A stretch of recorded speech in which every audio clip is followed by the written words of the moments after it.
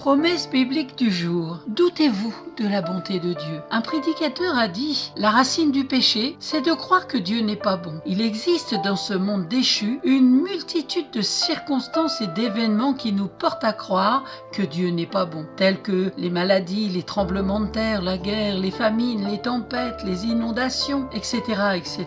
Il nous arrive à tous de douter de la bonté de Dieu. Alors veillons à rester attachés à ce qui est inébranlable. La croix est l'une de ces choses auxquelles nous devons nous accrocher. Elle est la preuve irréfutable que Dieu est amour. Malheureusement, bien des situations autour de nous semblent contredire la vérité de cet amour divin. Même si elles nous désorientent, elles sont l'occasion de nous en référer à la seule certitude claire et indiscutable de l'amour de Dieu au calvaire. Un Dieu qui est capable d'un tel sacrifice ne peut être pour nous qu'amour tout simplement. La vérité sur Dieu résume en un verset: car Dieu a tant aimé le monde qu'il a donné son Fils unique, afin que quiconque croit en lui ne périsse point, mais qu'il ait la vie éternelle. Dans Jean chapitre 3 verset 16. La bonté est une qualité essentielle de Dieu. Marc chapitre 10 verset 18, Jésus lui dit: pourquoi m'appelles-tu bon? Il n'y a de bon que Dieu seul. La preuve de la bonté de Dieu. Lisons 1 Jean chapitre 4 verset 10. Et cet amour consiste non point en ce que nous avons aimé Dieu, mais en ce qu'il nous a aimés et a envoyé son Fils comme victime expiatoire pour nos péchés. La bonté de Dieu se voit dans toute la création. Lisons dans 1 Timothée chapitre 4 verset 4. Car tout ce que Dieu a créé est bon, et rien ne doit être rejeté, pourvu qu'on le prenne avec action de grâce.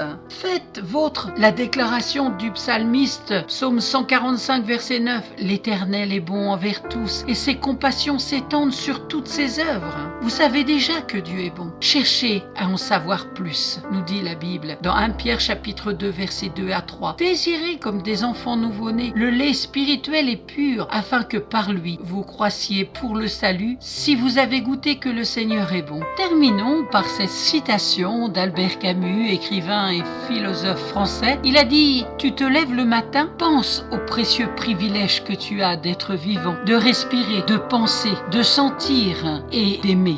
Amen. Si vous ne possédez pas de Bible, n'hésitez pas à me contacter, je vous en offrirai une. À très bientôt, soyez abondamment bénis, c'est ma prière pour chacun d'entre vous. Et continuez la méditation de la parole de Dieu sur la bonté de l'Éternel. Amen.